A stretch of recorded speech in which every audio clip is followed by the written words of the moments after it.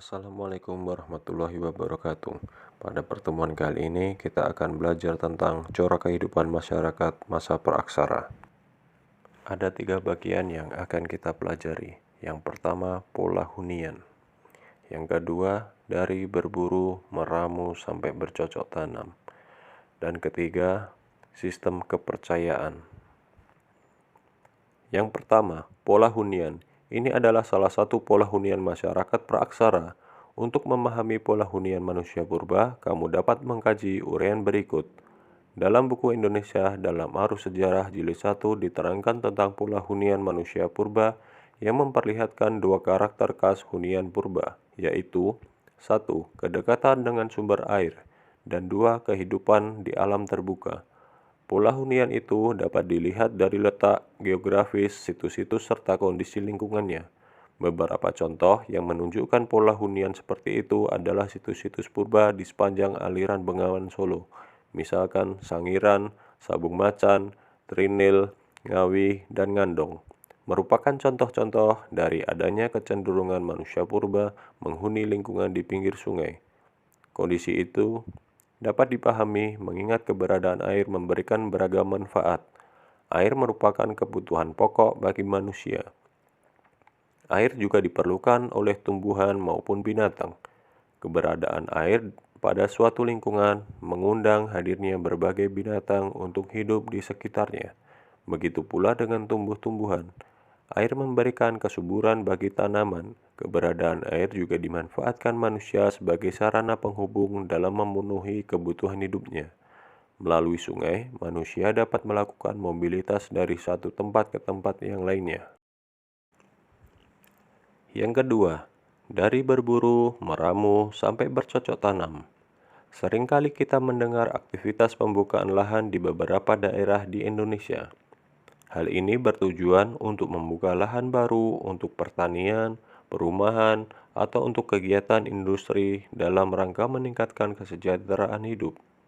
Sebenarnya, nenek moyang juga sudah melakukan hal serupa. Pola hidup berpindah-pindah dan melakukan aktivitas bercocok tanam demi kelangsungan hidup mereka. Untuk mendapatkan pemahaman tentang aktivitas bercocok tanam manusia purba di Kepulauan Indonesia, mari kita telaah bersama-sama, mencermati hasil penelitian baik yang berwujud fosil maupun artefak lainnya. Diperkirakan, manusia zaman praaksara mula-mula hidup dengan cara berburu dan meramu. Hidup mereka umumnya masih tergantung pada alam. Untuk mempertahankan hidup mereka menerapkan pola nomaden atau berpindah-pindah tergantung dari bahan makanan yang tersedia. Alat-alat yang digunakan terbuat dari batu yang masih sederhana.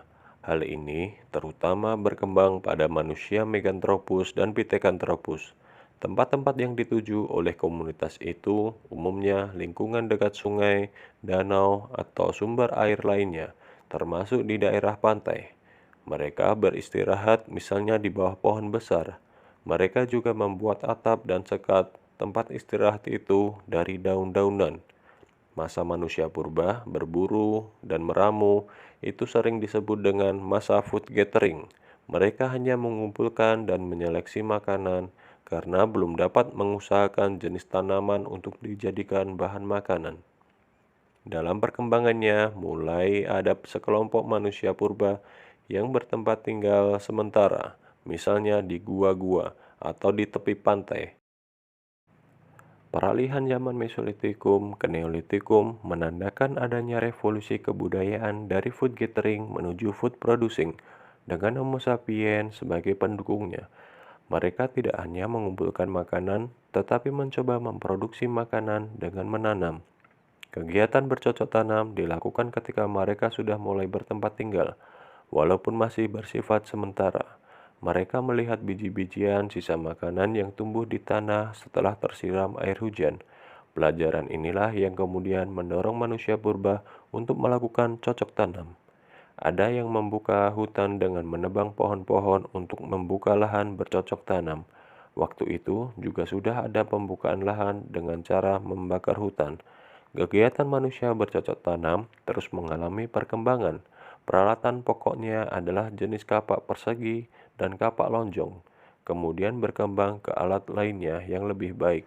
Dengan dibukanya lahan dan tersedianya air yang cukup, maka terjadilah persawahan untuk bertani.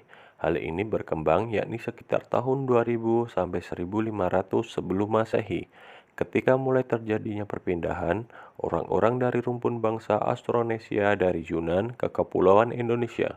Begitu juga kegiatan beternak juga mengalami perkembangan seiring kedatangan orang-orang dari Yunan yang kemudian dikenal sebagai nenek moyang. Maka kegiatan pelayaran dan perdagangan mulai dikenal. Dalam waktu singkat, kegiatan perdagangan dengan sistem barter mulai berkembang. Kegiatan bertani juga semakin berkembang karena mereka sudah mulai bertempat tinggal menetap. Yang ketiga, sistem kepercayaan. Nenek moyang mengenal kepercayaan kehidupan setelah mati. Mereka percaya pada kekuatan lain yang maha kuat di luar dirinya. Mereka selalu menjaga diri agar setelah mati tetap dihormati. Berikut ini kita akan menelaah sistem kepercayaan manusia zaman praaksara. Perwujudan kepercayaan dituang dalam berbagai bentuk di antaranya karya seni. Pada zaman purba, manusia mengenal penguburan mayat. Pada saat inilah manusia mengenal sistem kepercayaan. Sebelum meninggal, manusia menyiapkan dirinya dengan membuat berbagai bekal kubur dan juga tempat penguburan yang menghasilkan karya seni cukup bagus pada masa sekarang. Untuk itulah kita mengenal dolmen, sarkofagus, menhir, dan lain sebagainya. Masyarakat zaman praaksara, terutama periode zaman Neolitikum, sudah mengenal sistem kepercayaan. Mereka sudah memahami adanya kehidupan setelah mati. Mereka meyakini bahwa roh seseorang yang telah meninggal akan hidup di alam lain. Oleh karena itu, roh orang yang sudah meninggal akan senantiasa dihormati oleh sanak kerabatnya. Terkait dengan itu, maka kegiatan ritual yang paling menonjol adalah upacara penguburan orang meninggal. Dalam tradisi penguburan ini, jenazah orang yang telah meninggal dibekali berbagai benda dan peralatan kebutuhan sehari-hari, misalkan barang-barang perhiasan dan lain-lain yang dikubur bersama mayatnya. Hal ini dimaksudkan agar perjalanan arwah orang yang meninggal selamat dan terjamin dengan baik. Dalam upacara penguburan ini, semakin kaya orang yang meninggal, maka upacaranya juga semakin mewah. Barang-barang berharga yang ikut dikubur juga semakin banyak. Selain upacara-upacara penguburan, juga ada upacara-upacara pesta untuk mendirikan bangunan suci. Mereka percaya manusia yang meninggal akan mendapatkan kebahagiaan jika mayatnya ditempatkan pada susunan batu-batu besar. Misalnya, pada peti batu atau sarkofagus. Batu-batu besar ini menjadi lambang pelindungan bagi manusia yang berbudi luhur, juga memberi peringatan bahwa kebaikan kehidupan di akhirat hanya akan dapat dicapai sesuai dengan perbuatan baik selama hidup di dunia. Hal ini sangat tergantung pada kegiatan upacara kematian yang pernah dilakukan untuk menghormati leluhurnya. Oleh karena itu, upacara kematian merupakan manifestasi dari rasa bakti dan hormat seseorang terhadap leluhurnya yang telah meninggal. Sistem kepercayaan masyarakat praaksara yang demikian itu telah melahirkan tradisi megalitik atau zaman megalitikum atau zaman batu besar. Mereka mendirikan bangunan batu-batu besar seperti menhir, dolmen, punden barunda, dan sarvagus. Pada zaman praaksara, seseorang dapat dilihat kedudukan sosialnya dari cara penguburannya. Bentuk dan bahan wadah kubur dapat digunakan sebagai petunjuk status sosial seseorang. Penguburan dengan sarvagus misalnya, memerlukan jumlah tenaga kerja yang lebih banyak dibanding dengan penguburan tanpa wadah. Dengan kata lain, pengelolaan tenaga kerja juga sering digunakan sebagai indikator stratifikasi sosial seseorang dalam masyarakat.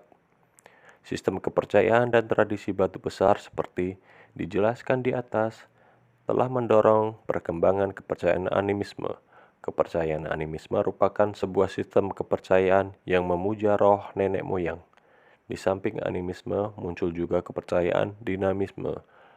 Menurut kepercayaan dinamisme, ada benda-benda tertentu yang diyakini memiliki kekuatan gaib, sehingga benda itu sangat dihormati dan dikeramatkan. Seiring dengan perkembangan pelayaran, masyarakat zaman praaksara akhirnya juga mulai mengenal sedekah laut. Sudah barang tentu kegiatan upacara ini lebih banyak dikembangkan di kalangan para nelayan. Bentuknya mungkin semacam selamatan apabila ingin berlayar jauh, atau mungkin saat memulai pembuatan perahu. Sistem kepercayaan nenek moyang kita ini sampai sekarang masih dapat kita temui beberapa daerah. Dan itu tadi penjelasan mengenai corak kehidupan masyarakat masa praaksara. Semoga bisa bermanfaat buat kita semua. Sekian, terima kasih. Wassalamualaikum warahmatullahi wabarakatuh.